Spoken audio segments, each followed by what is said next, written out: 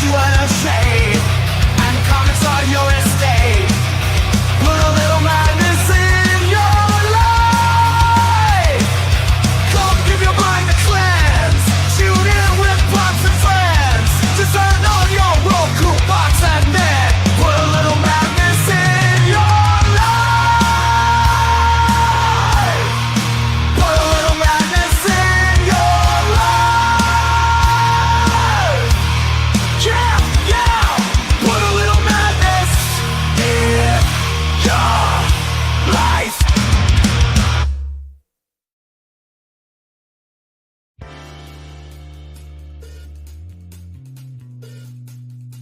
The Immortal Mask, a 1970s superhero crime noir adventure, follows a retired soldier turned reporter who is given a coveted interview with a death row inmate.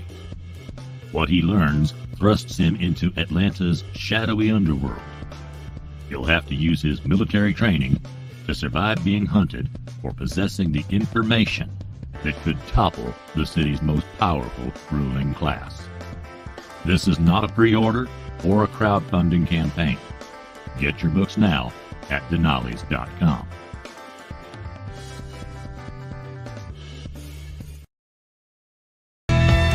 Once upon a modern time in a little cul-de-sac, black characters from myth and rhyme decided to come back. They moved into a cuter house, they bought a boat and car, they got a job, they got a spouse, they're ready to go far. This modern life, with all its strife, is wilder than before. You won't forget the day you met the fables next door. You won't forget the day you met the fables next door. 25 seconds to curtain, folks.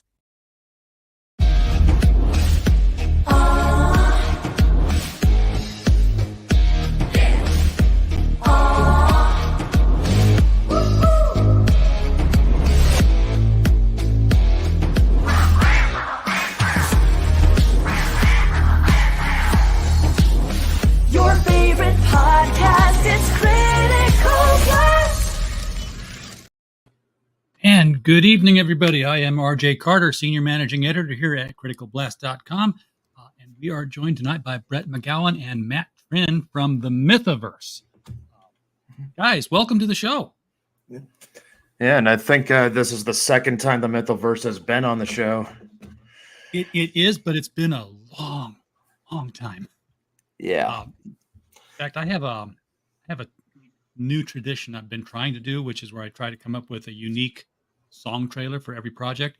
And I looked at it, I realized I know so little about what's going on in the Mythoverse that I was at a blank. I was at a dead end. I couldn't come up with something. So I'm going to learn tonight, along with everybody else, what you guys are pulling off. I mean, I've heard the titles before, but how they all come together into one cohesive universe and what the story is, that's what I'm going to be learning. So yeah, that's first question, I guess, is what is the Mythoverse? You want to tell them, or should I, Matt? The second question is, are you going to be fulfilling under Mythoscend? I mean, just it's out there. Well, no, we're not going with Mythoscend, but it is an idea. But basically, the Mythoverse was founded under 3 titles, with Adobe Kroger, Changelink, and Mythics. All of these titles were developed independently of each other, but we found that they could work together in their own, within a shared universe. To be honest, the person who kind of deserves credit for being the catalyst for making it happen was Cody Fernandez from Ironverse. Okay.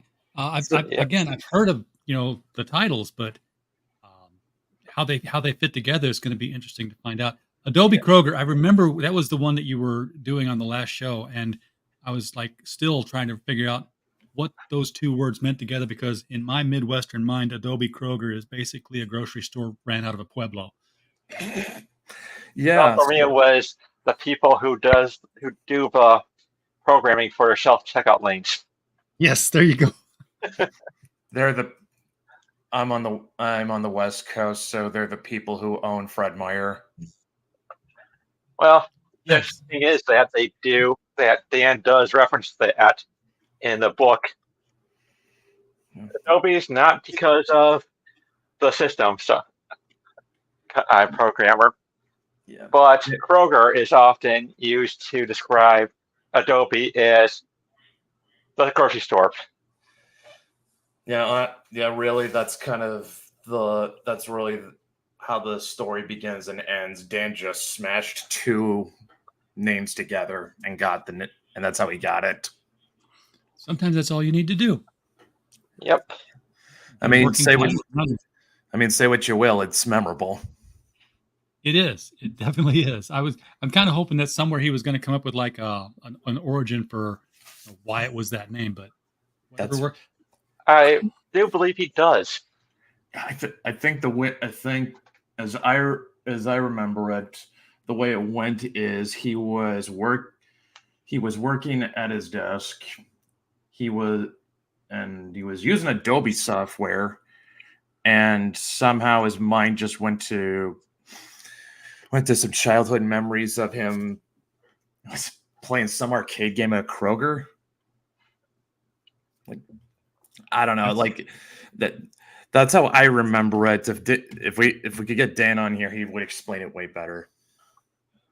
So, well, never minding the name and where it came from, who is Adobe Kroger in the comics? Because she's a big part of this project that you're on here. She is, the short version is she's a modern day paladin. And I don't mean paladin in like D&D. I mean paladin as in the Knights of Charlemagne. Okay, like sort of like the half gun will travel, but another 100 years later. You could say that, but yeah, like paladins were like about 12 knights that served under Charlemagne when he was the Holy Roman Emperor. Where there's a lot of fiction surrounding them, but they were just knights. That is it's a lore that's fun to explore. I mean, a lot of people go with the Templar Knights, and create a lot of legends about them. But paladins were also, like you said, they were very historically significant. Mm-hmm. Yeah, and not only that, like Charlemagne was in the lore of Adobe Kroger was the founder of the Order of the Carolingian Cross, which is the organization Adobe belongs to.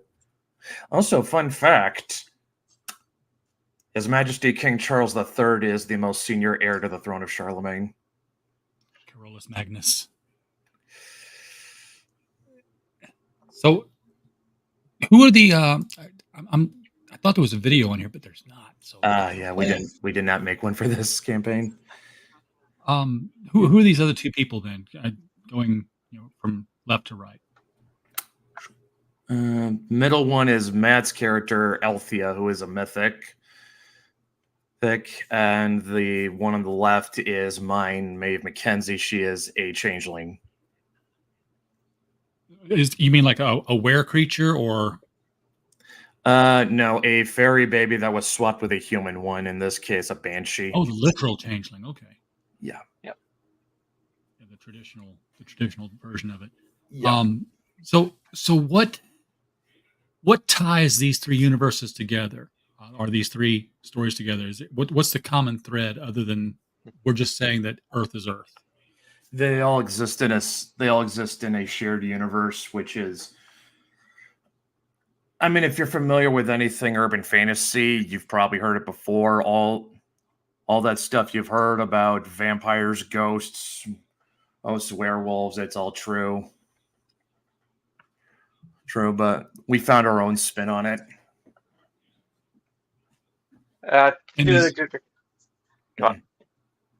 a degree, it's very much like what you see. It is exactly what you see in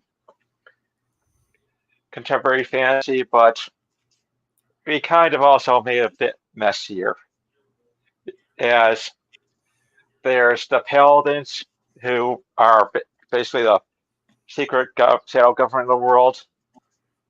And then you got the Mythic Order, which they are sworn protectors of the mortal world, but they have to do so in the shadows, as the Order of Carolingian Cross frowns upon their activities. Okay. So they're all kind of fighting towards the same goals, but they operate independently from each other. Yeah, Not necessarily- paladins are doing all the inquisitions and the witch hunts and all the smiting. And like they basically operate like a hammer. Sort of like the FBI, the CIA, and Homeland Security. Boy, the NSA Yes. on this screen now, didn't Yeah, all the keywords. Yeah, the mythics, they recognize the inherent danger of the supernatural, but they also acknowledge that it's part of the world, and they're trying to keep everything more in balance. I guess you could say they take a more nuanced approach to it. Okay, so this is a world where these things exist. Is this publicly known that it exists, or do they keep it all hidden from the public at large? It's all kept hidden from public. Paladins, you've seen the first Men in Black, right, RJ? Yes. That's what the paladins do. If there's witnesses, They flashy thing them. something like that. They are very good at not leaving evidence behind. And planting cover stories, much like the CIA. World Weekly News stories is where you find it all. So what is this book then? I mean, because I'm seeing different covers, I'm seeing different issues that have been out for different titles.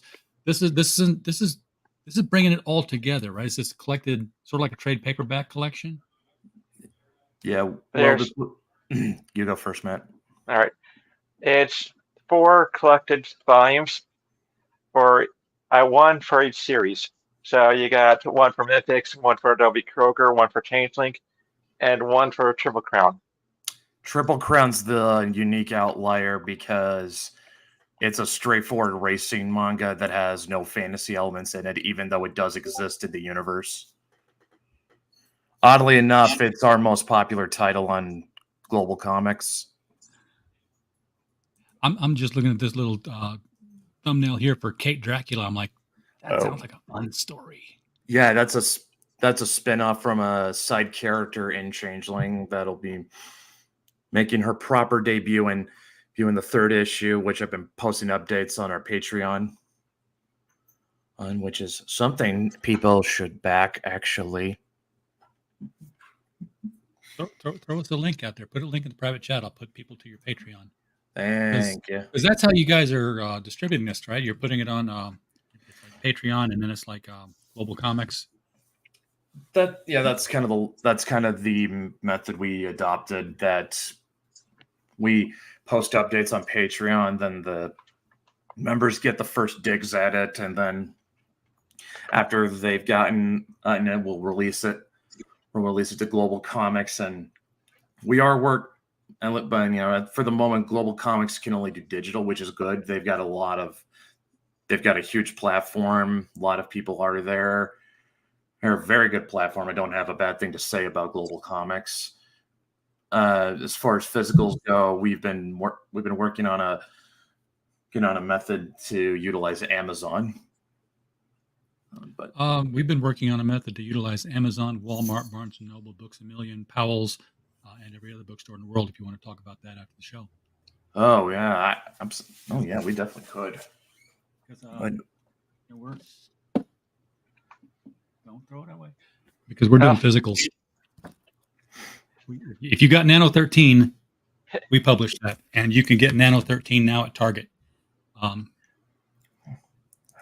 All the .coms. I mean, they could put them in the stores if somebody asked, but shelf space limited, millions of books out there, but definitely on all the .coms. Yeah, and they've now stopped having a dedicated DVD section too. I'm sorry, I didn't catch what you said there. Especially now that they don't have a dedicated movie section anymore. Yeah, it's it's all Walmart and Target. I walk in recently, and it's like walking into a mall today and remembering back when the mall had everything. Like, wait, where's the music? Where are the DVDs? Very few of them anymore. So Oh yeah, there's I the know link that there. feeling. Oh, Walked I, into a local mall last month and was dead. yeah, you can buy clothes or clothes or clothes. Um, And Actually, there's maybe there's the and odd novelty shop. well, there is. I did see it at FYE, just barely hanging on. FYE, man, that's like finding a music land. I tell you that it puts me in mind of there was a guy who was doing like urban archaeology, and there was a mall in St. Louis when I lived there, Jamestown Mall, and it had closed years ago, but still stood. And the guy got in and he streamed on YouTube and he was walking through it, and like the plants had just overgrown and then the leaves had fallen off and turned brown, and the stores were still there with the gates half up and inventory in them, because one of them was a pop culture store and there were like action figures on the peg, and I'm like, please tell me that's still open, please tell me that's still open, because somebody's got to get it. um, but he eventually got down to like the mall office, and the lights were on and the TV monitors were on and the phone was blinking and coffee was in the pot, and he's like, I need to get out of here. Almost and, like and the when I, apocalypse happened. yeah, and then when I went back to watch it and show it to somebody else again, it had been edited down to where it didn't show all the stuff was in there. So I think they caught him and said, hey, okay, yes, but let's not attract looters. um, so I got to see it early, but man, the DC Comics superhero figures that were in there, I was like, I want those so bad. Oh, I can imagine, especially if they are no longer in print anymore. Oh no, they weren't. Oh yeah, it was hardcovers and stuff. It's like I went to Tennessee this past weekend and drove back through Kentucky. Took a different way back, and I'm just driving along, and out of the corner of my eye, I see the big sign that says Ollie's. I'm like, stop, because I've heard everybody talk about them.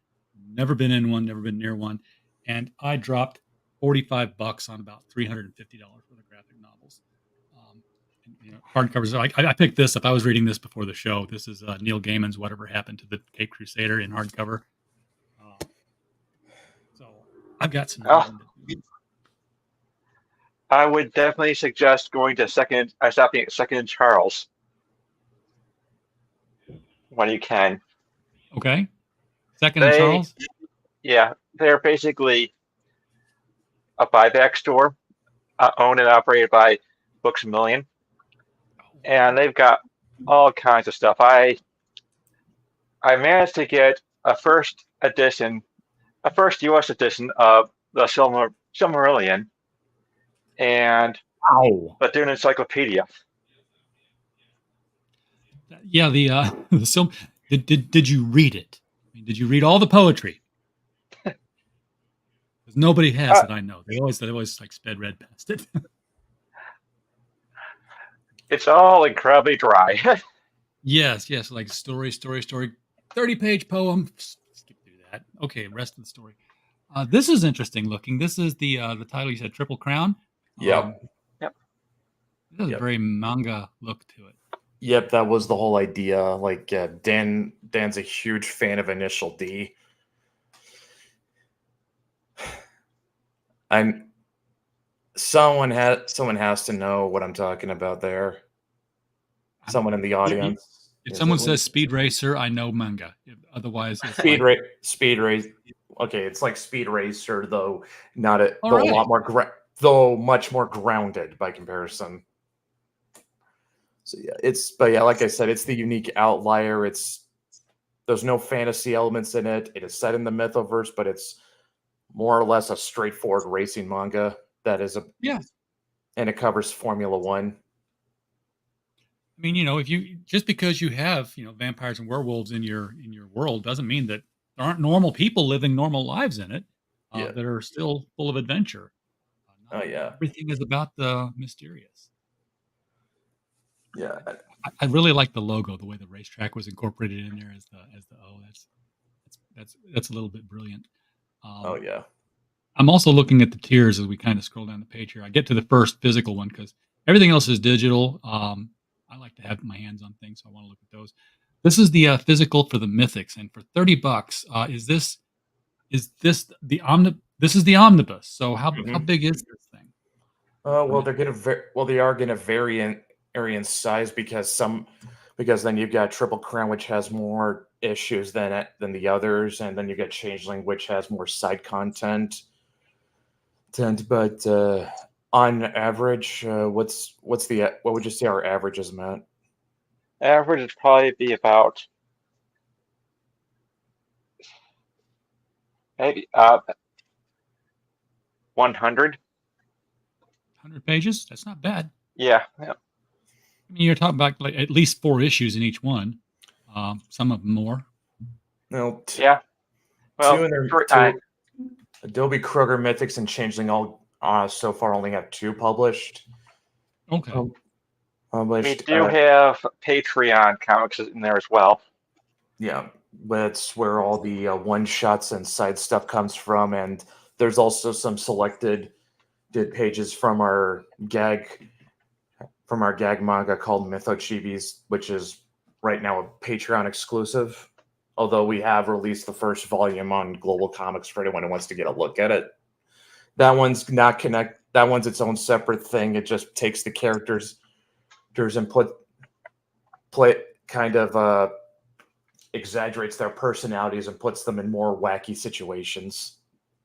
Kind of like they used to do with Arthur Adams doing the X Babies. Yeah, like that. Yeah, those were fun. Except the only baby is Maeve. And that would be the Changeling. Yep. Which, we're ironically enough, is just shows the age difference between her and the other 2. So how the age difference? How old is she? At the start of the book, she's 14. Okay, so this is a coming of age kind of story thing. Yeah, it's the one young adult book in it. Although I suppose although Triple Crown definitely has a more all ages feel to it too. So it looks like all 4 of them are they're each $30. So yeah, I'm looking. But a physical bundle of all 4 titles is only $75. That's a hell of a savings, guys. We like to pride ourselves on keeping everything as affordable as possible. What is this? This is like $120 for all 4. 30. Yeah, $120. You save $50 if you get all 4 of them. I think that's cutting into your profit margin, but you do the math. Well, the books are already done, so there's no production cost. It's something that we're doing as something of a celebration of blasting for the past 5 years. As well as making a jumping on point for people who just heard about us. Yeah, guys, if you want a library of instant comics and one that will start you off at the beginning of a shared universe, this is the way to go. Grab $75 and get four big fat comics. Mm-hmm. And we haven't even gotten into what the stretch goals will be yet, but first we got to get funded. Yeah. He hasn't even seen the last tier. Now I'm looking at the print deluxe for $85. That's all of them plus a giant poster. I say giant. I'm exaggerating. It's like it could be 11 by 17. It could be 6 by 10. But it's a poster of something. What's it a poster of? I was looking for a big picture over here, but there's not one. Yeah, that was on me. I did not make it bigger. Okay, save Sasha. That's a joke tier. That's a joke Well, too. kind of. So But it what had happened? 5 backers. So what happened? Okay, so this is something we kind of people would only kind of would have only backed if they were already part of the community. When we were gathering signups in the month leading up to this, just as a joke, I tweeted out, "We need to get this amount of people to sign up by the end of the week, or we lose Maeve's mom," because surprisingly, she's our most popular character.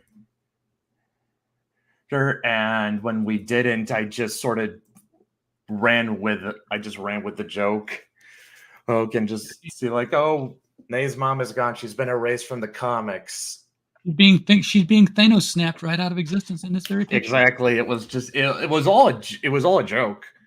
It was all just supposed to be a joke. And then Rubbish, one of my artists, came back to me and said, "You really should just run with this through the campaign. Like, make this, because this would gamify and make people and motivate people better." And then I just sort of decided to do that. And in doing so, you get, not only all that stuff that was, printed with the poster, but you're going to get an exclusive short comic and another print. Yeah. For $10 more. $10. Mm-hmm.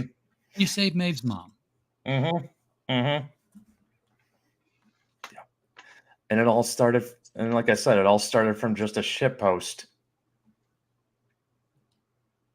So we have some stretch goals here, starting at 3,500 to get the chibi stickers. Everyone,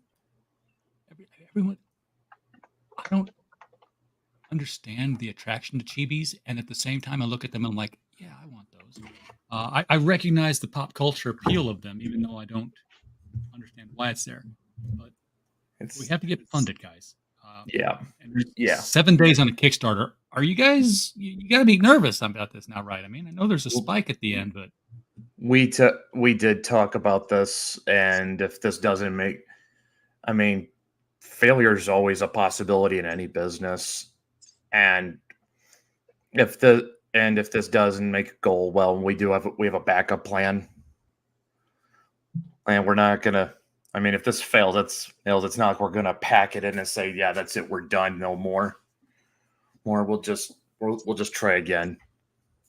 Yeah, I mean, the art looks good. The stories sound intriguing. The quantity of what you've got is definitely appealing. So it's a very modest goal for that much material. We kind of view Kickstarter as more of a way to as more of market research than a way to gain revenue. Like, it's just a way to sort of test. It's just sort of a way to test the audience. And I mean, you're on Kickstarter. I can tell you right away. The problem is you got 3 women on here and 0 boobs. I don't know. Yeah, close on. Just the way Kickstarter is. Well, yeah. That is actually. Yeah, I mean, he's not wrong. I mean, he's not wrong. There are a lot of cheesecake books on Kickstarter. Yeah.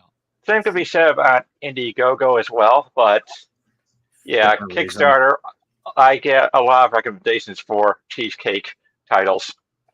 Yeah, I mean, you can be looking at, like, the latest Casper knockoff on Kickstarter, and it says, we also think you'd like this. Look, big titties. It's almost a joke. Although I bought enough of them that maybe they're not really recommending them to me because of what I'm looking at. But I mean, on the one hand, it's the internet. Yeah, that too. Hey, Sean, glad you're here, man. Sean from 3B Comics, Biff Bam Boom. Looking forward to seeing you at Archon again this year. I've got to get my table paid for. Bring some books. Yeah.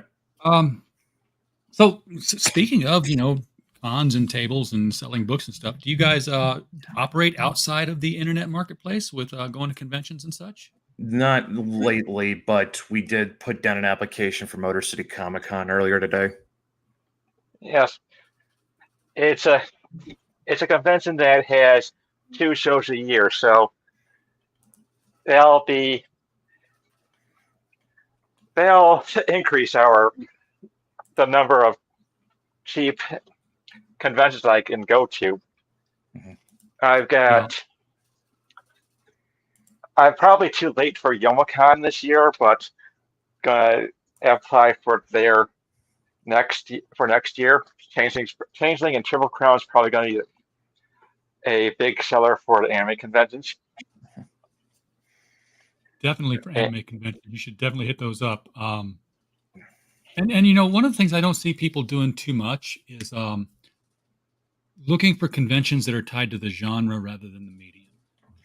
And by that I mean, you know, you take your horror comic to a horror convention. You take your race car comic to a car show.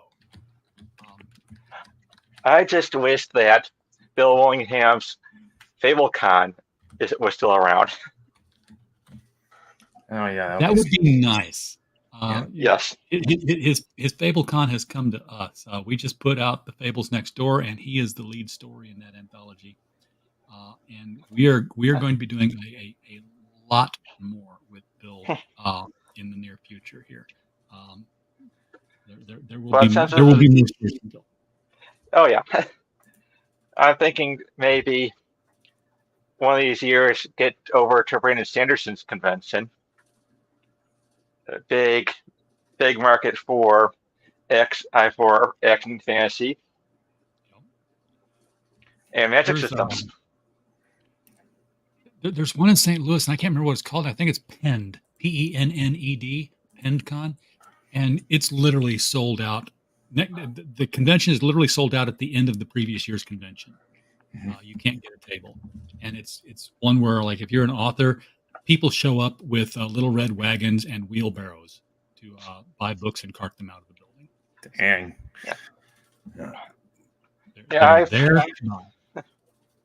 I've sold at Motor City Comic Con once before.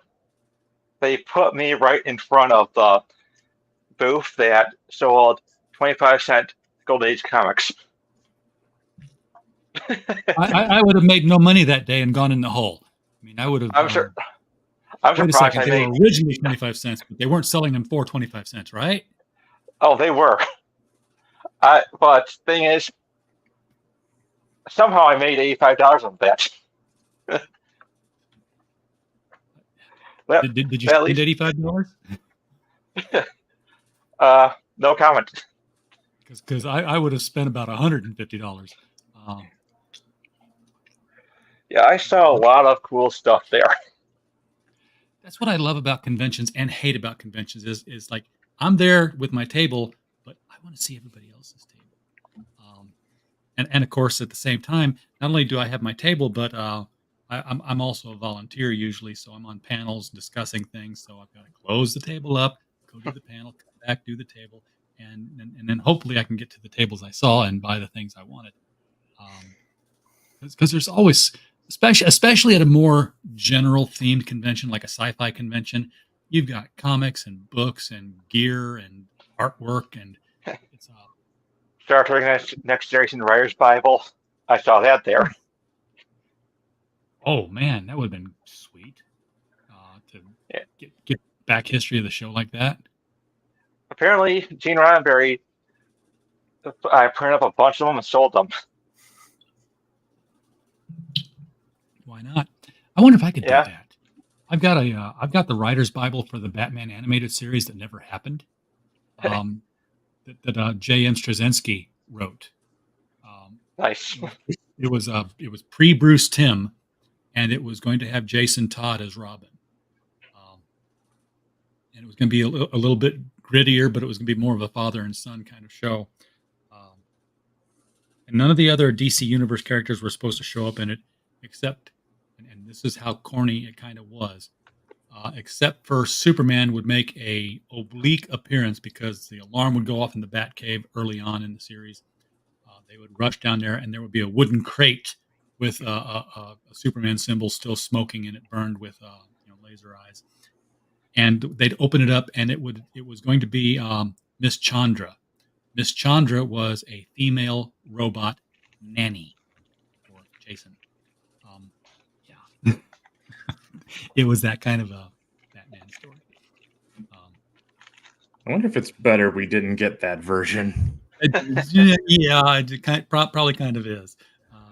I really preferred the Bruce Timm one. Although, you know, we never saw what the art would have looked like, so it could have been cool. Reminding everybody at the top of the hour, pop over to Mike Walters, the Mic Stand, and yes, Friday I will be on there for the historic comic retrospective, where we will be reading Golden Age comics. I believe he's been to 1942 now, and we read them out loud with voices and sound effects. It's a lot of fun, and if you haven't read Golden Age comics before, you'll meet some new characters that might look familiar to other characters you've seen today, but you'll see their forebears and the men who made them. Will Eisner wrote everything under like 5 or 6 different names. Apparently, it's crazy. So, what is the future of the Mythoverse at this point? I mean, you're compiling everything that's been done in the past, but where is it moving forward? Well, we've got other people who've sort of joined us since we started, either as people who want to add to the Mythoverse or people who are just fans. There's another book that we've been showing off previous for on our Patreon on by another one of our creators. We've had different creative teams also sort of play with our characters, which you'll see that showcased in the omnibuses through one of the Patreon comics at least. And I mean, that's kind of really is the goal. Like, we want to expand beyond these 4 main titles. Yeah. That's long term, of course. We're gonna have at least 52 titles. I hear that's the magic number. And then a new 52. Oh. Yeah, you have another 52 after that, and whenever you cancel one, you've got to launch 3 more, and then just pretend it's 52. And have at least 4 variant covers with that as well. No, you got to make it about 4 dozen. Well, remember when they did Justice League of America #1 and there were 52 covers? It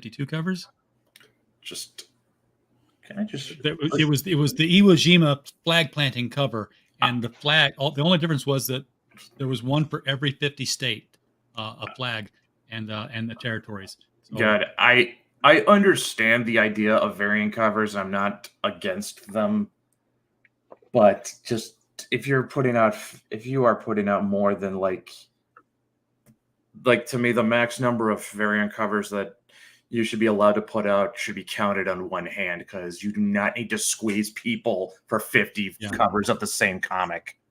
Yeah, and well, squeezing people, not that they're not people, but the squeeze is usually on the retailer, because it's like, hey, we got five variant covers. These 3 you can get, but you can't get the 4th one unless you buy 500 of 1 and 3, and you can't get the 5th one unless you buy 1,000 of them. And then, they're getting stuck with all these copies of a book that only 300 people wanted, just so they can get that variant cover out there and put it on the shelf immediately at $35, $40, $45 to make their money back on having the copy available. Yeah, they're selling to the comic shops rather than to the audience. Yeah, well, that is their end customer, is the comic shop owner. Which is sad, because it means they really don't care about the reader. They care about enticing the comic shop owner into thinking that the reader will want these things. More so than all the dark and edgy comics that came out of the 90s. I think the variant cover craze was the worst thing. That's. Yeah. Oh, and folks, I mentioned that Friday episode coming up. You do want to join it. I will be the guest on there, and this is going to be the first appearance of Robin the Boy Wonder, as well as Witch, the archenemy of King. Don't know who King is? Tune in for Robin and stick around for King. That's going to be fun. But yeah, I mean, I know one retailer, Michael Tierney, back when he still had brick and mortar stores, it was the Batman 10-cent adventure, and one guy came in and said he wanted the variant cover, pre-order it. I was like, you know how many copies of the 10-cent adventure I've got to buy? It might have even been the 12-cent at that point now. And he said, "Yeah, I will order it, but you have to buy all the other copies." And the guy did. He bought like 100 12-cent adventure copies just to get the one variant cover that he wanted by the artist he liked. I can see retailers passing that on. With crowdfunding, it's a little different because no one's saying that, hey, you can't buy. Not yet, they're not saying you can't add on this cover unless you buy 3 of this cover. Yeah, it's just like that's completely optional. No, it's like it's Yeah. there if people want it, but Yeah, yeah, I mean, no one- sometimes it's more expensive because you paid for like maybe a A-list artist to do something Yeah. for your mini comic that very few people know, but they're like, hey, I will definitely buy this comic I don't know anything about because superstar artist drew a cover. I want that cover. Mm-hmm. And like I said, it's like you're not twisting anybody's arm to get them to buy it. It's just they want it, they can, but they don't have to. So with this being a shared universe, do you have instances where you drop little hints to remind people that these stories are, if not interconnected, at least joined to each other? Like are you running through a bar fight with Adobe Kroger, and there's a race going on the TV set in the background, and it's I would say hey, we are. If anyone's talking about crossovers, we're trying to keep those to a bare minimum, mostly so that we can avoid the pitfalls that 2 publishers that we will not name, but you guys know who they are, fell into. And when it came to crossovers, and not only that, we kind of think that if you do crossovers too much, it sort of shrinks the world. Oh. Because then you run into a scenario where everybody's like 1 or 2 degrees removed from each other, like everyone knows each other. So we try to keep the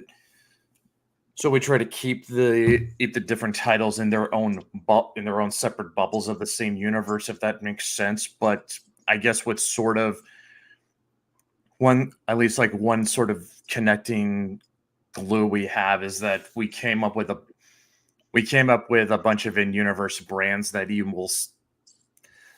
are sort of half satirical, half joke, like they're jokey variants of like real world brands you might have seen. Like there is our version of McDonald's is named after me, for one.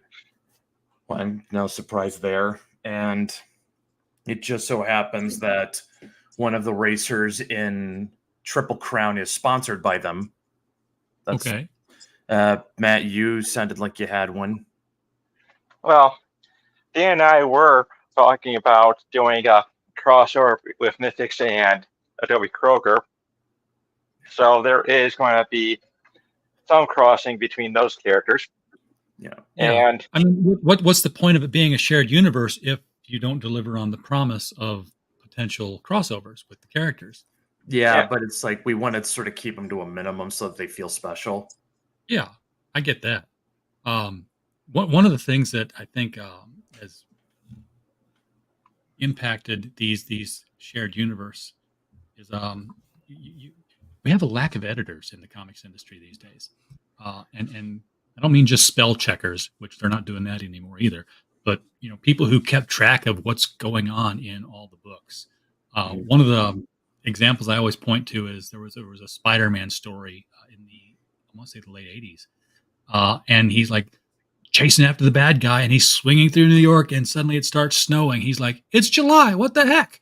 And you get the little editor bubbles like, "Want to know why there's a blizzard in July? Go check out Thor issue number 312," because Thor was in New York and he was fighting frost giants, and it caused a blizzard. And if you're in superhero town and something big, even minor big, happens like that, it should be reflected everywhere else. Yeah, I mean, and like even back as far back as the 90s, this was kind of a problem. I mean, like the Hobgoblin saga was like one of the worst edited storylines in the history of Spider-Man, and then the Clone Saga happened, which was even worse. Yes. although one story I remember hearing about with editorial oversight was the infamous Hulk issue where the writer ripped off Harlan Ellison. Oh, that's a bad idea. Yeah. Yeah.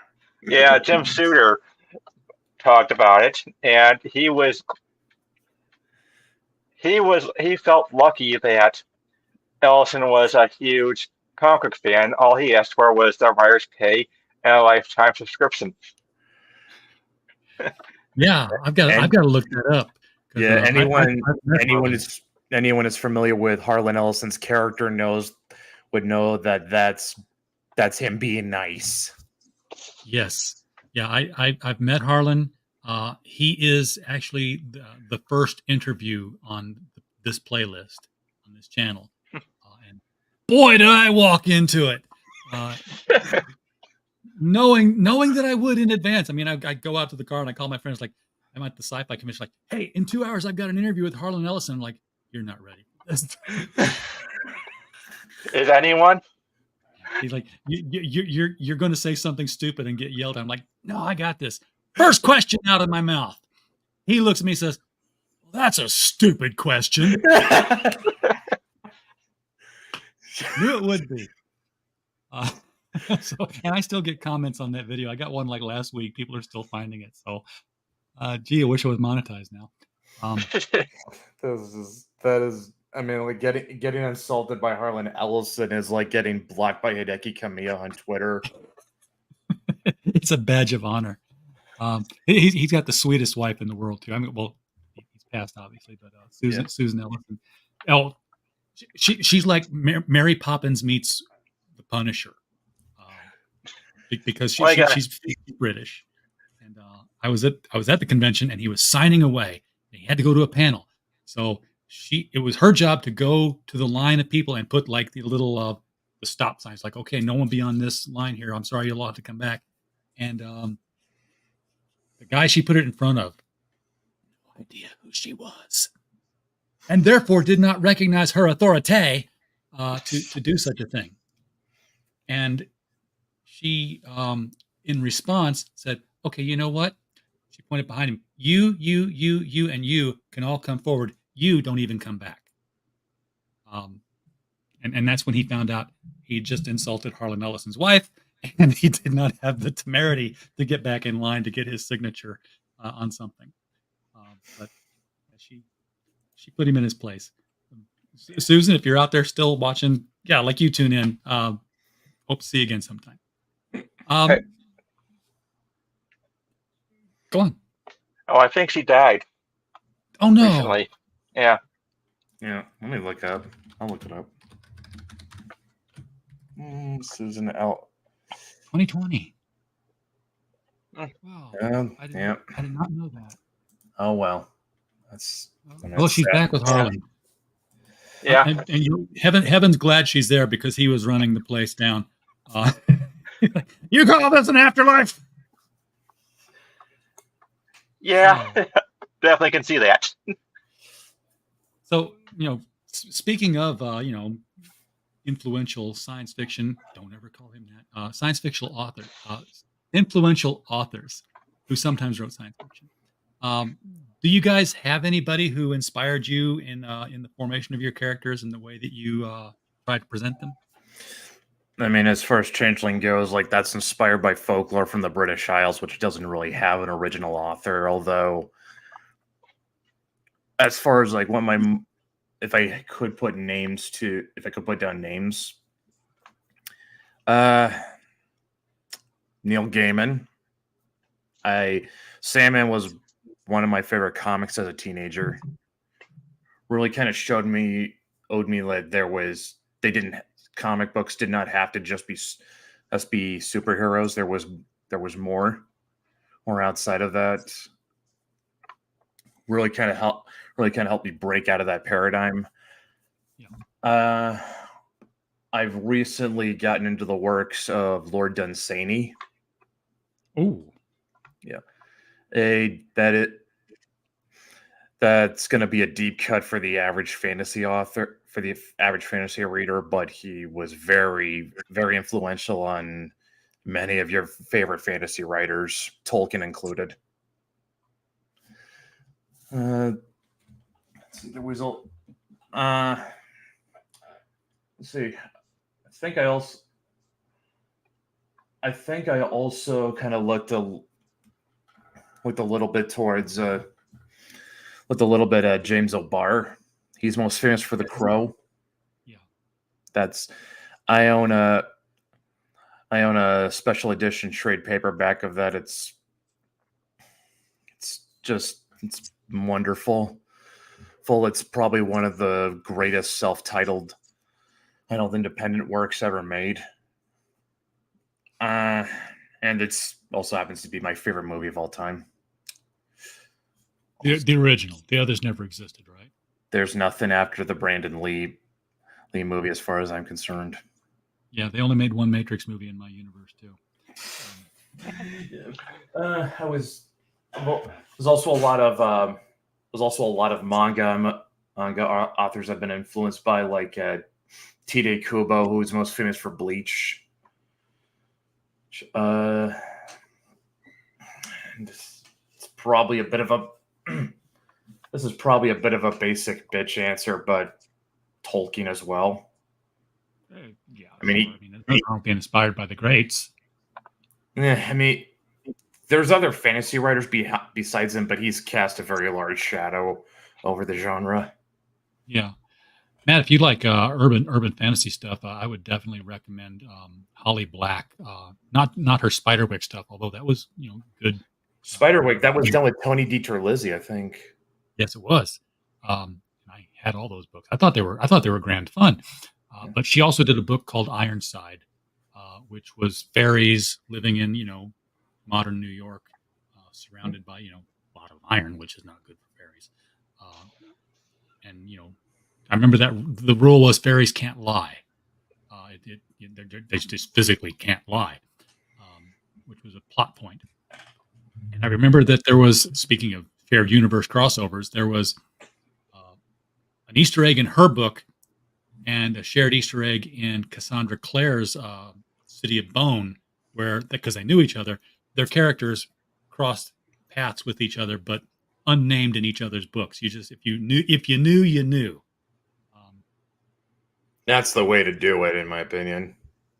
Yeah, it was fun to get it, and again, urban fantasy. The Mortal Instruments series was one of my favorites at the time. It went on a little too long for me after a while. I'm like, okay, you know what? I enjoyed being a 14-year-old girl for all of 3.5 years, but I'm done with that now. I'm going to move on with my reading. How about you, Matt? Well, I've got a number of influences. Tolkien for world building, because he set the gold standard for that. JMS, who you mentioned with the unmade Batman series, but I first knew who he was from Babylon 5. Yes. Enjoyed it well enough that I decided, this guy's probably a good source for writing advice. Yeah. And so, Babylon 5, the stories I got of that one. It was on Channel 11 in St. Louis. It was which was like not a network, but a syndicated channel, and they moved it to like 2 a.m. on a Thursday, and there was a hue and cry from the fandom. And I remember the program director at Channel 11 was quoted as saying that he would be glad to pop in a VHS tape and record it for the 5 people in St. Louis who actually watched it. Did not go well. Well, of course, that show had a lot of people trying to interfere with it from the networks. Yes. Mainly Paramount, of course, because, they had a competing show on. Yeah. But I learned a lot about character writing from watching Babylon 5 and reading some of his comics, including the Spider-Man comics. Yeah, I loved his Spider-Man stuff.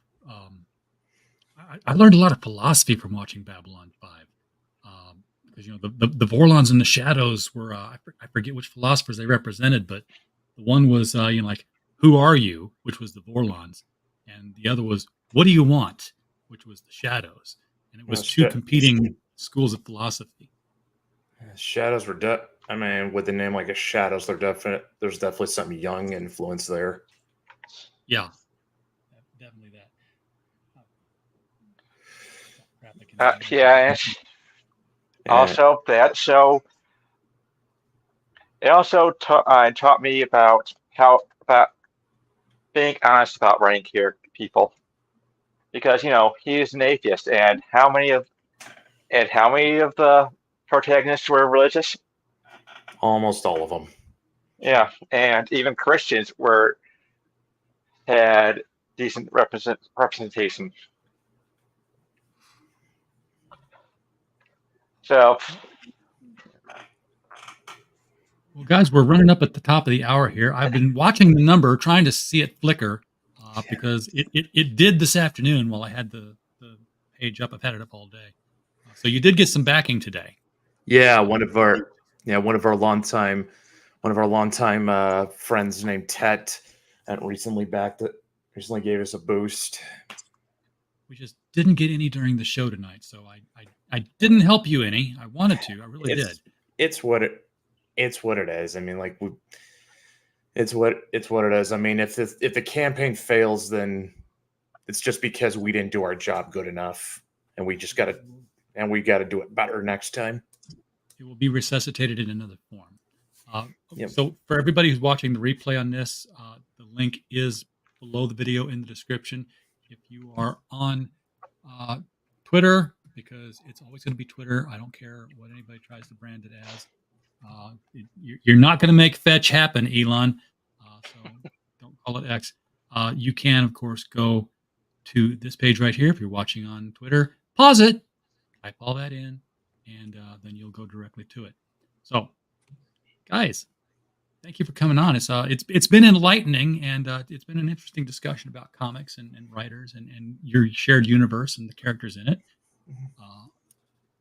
I had a lot of fun. I want to read these books. So yeah. If you want to dip your toes, I will leave you a link to our Global Comics page where you can at least get all of the first issues for free. I think at least. Yes, I'm going to buy physical issues. I have to. Well, this way you can try and see if you like them first. Yeah, it's it's like what Stan Lee supposedly said. Comics are like boobs. They're fun to look at, but I'd rather have one in my hand. And there for everybody is the Global Comics website. Pause that if you're on X. Click on it if you're in YouTube, and go check them out. Again, free digital comic. You can't beat that. If you like it, get the print copy, put it in your library shelf, and then read it. Mm-hmm. So, folks in the chat, thank you so much for being here, all of you. I mean, there's a big old double-digit number here on my eyeball, which tells me a lot of people are watching on X right now. All 93 of you. So we're glad you're here. We thank you for showing up. We don't have a show without you guys watching it. We're just a podcast falling in the woods otherwise. So we appreciate you being here. And as always, while you were here, we just hope you had a blast. Good night, everybody. Mm-hmm. night, guys.